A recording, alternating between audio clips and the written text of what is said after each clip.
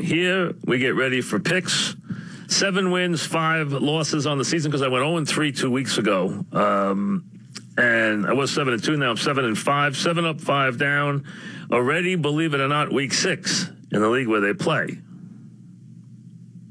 for pay. It's a very odd week in the league. You got buys for the Bills, Bengals, Cowboys, and Seahawks. But what's odd about it is you have 2 or 3 spots where you don't know if the quarterback's going to play or not right up until game time. Number 2, you have a lot of big line games. Washington's double digits. Atlanta's double digits. Pats are double digits. Broncos are double digits. Texans are double digits. So that's a lot of very high lines in a league where the games have been rather close for the season, and you want to stay away from some of those high lines. But you do have some of those teams playing rather poorly, and you wonder what's going to happen there. So here we go. And I'm not going to pick against the Giants, although I think the Giant game is going to be a hard one. I don't want to even jump on the Giants that way. I just want to sit back and observe and watch what's going on. So I don't want to make them one of the picks this week. So we'll do that without them. We'll start in game number 1, and the Bears on the road in Baltimore to take on the Ravens, and the Ravens have been wildly inconsistent this year. I agree with that, but this is a game where they're going against a young quarterback.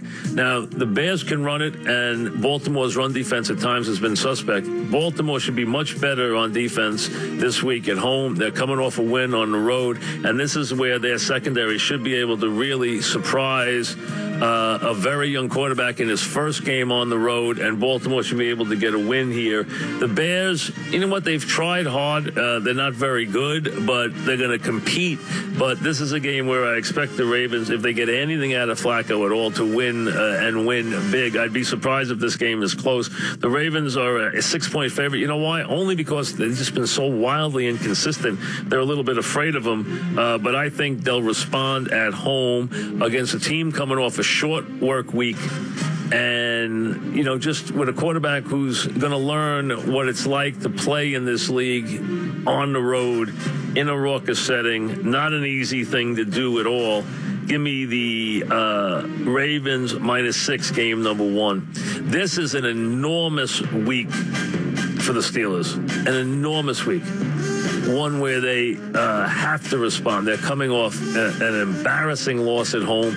And this team has had a habit of playing to its competition, and we see if they will here. Number 1, they're going in to take on the only undefeated team in the league, so that will give them motivation. Number 2, they have had a lot of success in that building. So I would look for the Steelers to bounce back. I wouldn't be surprised if Kansas City pulled this out late by a point or late by a late field goal, but I think this game's going to be very close. I do think the Steelers are going to play really well. I think they've been challenged to the core, to a man, from the front office to the head coach, to the quarterback, to their star receiver who's been out of control, to their defense. I think this is an enormous week for the Steelers on the road against the only undefeated team, which will motivate them. The Chiefs, coming off a high-scoring affair in against Pittsburgh. I think the Chiefs, like I said, they might pull it out on a late field goal, but I will take the 4 points. I think it's going to be very close. I think there's a good chance the Steelers could win this game. I expect them to come up with their A game. I think this will be a game where it'll be maybe last team with the ball. That's how these Chief games have started to go. They've given up a lot of points. You know, they've been vulnerable on defense, Kansas City. They're not strong in the secondary right now. They've been giving up a lot of points. Kansas City's very much an offensive team now, and I can see Pittsburgh having a big week with their offense really going against the Steelers.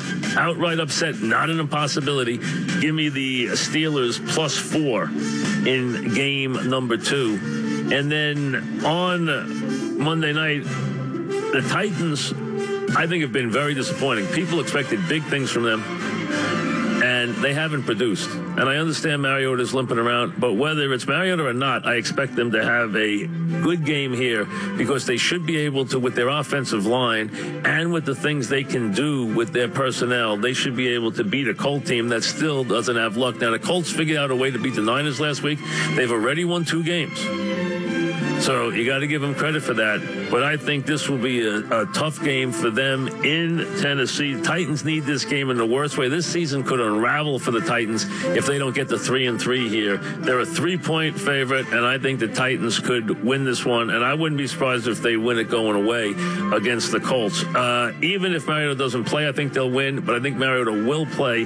Give me the disappointing Titans, who I think will snap back against a Colt team, which I don't even think is as good as their 2-3 record. Give me the Titans -3 against the Colts on Monday night. And I don't like to pick the Monday night game, but this one just jumps out at me because I think the Titans have been overrated, and I think they are overrated. But they're 2-3, and this is a game they have to win because I think the Colts, I understand one of their wins came against the Niners, but I think the Colts are at the bottom of the league. Their wins have come against the Browns, and they were all out to win that game, and their win has come against the Niners. Those are their 2 wins this year. They are not going to win the way they're built right now without luck on the road, and I wouldn't even be surprised if this one's not even that close. Give me Tennessee -3 on Monday night against the Colts, game number 3. So Ravens -6 against the young quarterback making his first start on the road. The Steelers +4 in the big game, which will be the 4 o'clock game on Sunday afternoon. The Steelers and the Chiefs. I think this will be a high-scoring shootout, which will go right to the wire. Give me the Steelers +4. And then the Titans -3. The picks for this week in the NFL, in a week where there's a lot of high-scoring games. And I tried to stay away from those games because I think the Giants are going to have a very hard time. I think the Dolphins are going to have a very hard time in Atlanta, where they're coming off a bye. Very upset that they lost to the Bills the way they did. So I expect them to play well. If you're asking me the Jets, listen, the Jets, I wouldn't be surprised the way the Pats have played this year if the game maybe sneaks under the number one way or the other, be very close. But I think the Pats will win that game. And, you know, there's a couple of the games that are fairly interesting this week. You know, you see where the Packers and the Vikings, what the Packers will do on the road. The Lions and the Saints, the winner of that game still got if the Saints win it, they got a little bit ahead of his steam. So be interesting to see what they do at home against the Lions down there. So, like we said, a lot of lopsided games. The Sunday nighter is the Giants and the Broncos. The Monday nighter, not a good one. Everyone's going to be on the Yankees anyway on Monday night. It's the Colts and the Titans. But those are the picks for this week number 6. Believe it or not, already week 6 in the league. And